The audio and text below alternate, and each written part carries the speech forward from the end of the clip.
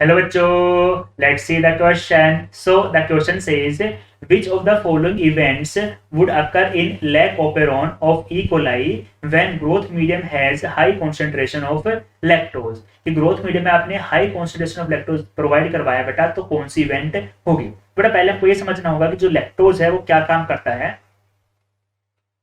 तो बेटा lactose जो होता है वो act as inducer, it act as inducer inducer की तरह काम करता है. अब इंड्यूसर क्या होता है बेटा कि जो रिप्रेसर प्रोटीन है बेटा, उस रिप्रेसर प्रोटीन से लैक्टोज बाइंड करेगा और उस रिप्रेसर प्रोटीन को इनएक्टिवेट कर देगा. So lactose bind to repressor protein, it bind to repressor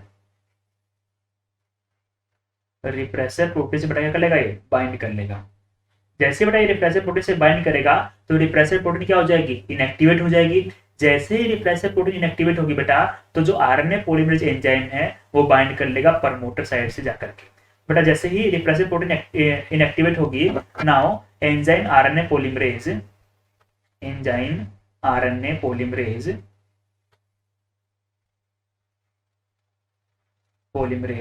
bind to the promoter site, bind to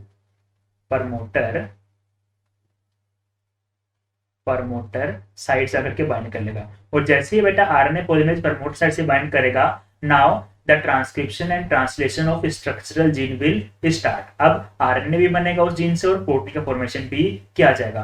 तो हमारे पास में लैक्टोज का रोल क्या हुआ, लैक्टोज ने रिप्रेसर से बाइंड करके उसको इनएक्टिवेट कर दिया. जैसे ही रिप्रेसर इनएक्टिवेट होगी, now in this condition the enzyme RNA polymerase will bind to the promoter site. After the binding of enzyme transcription and translation will initiate. Clear?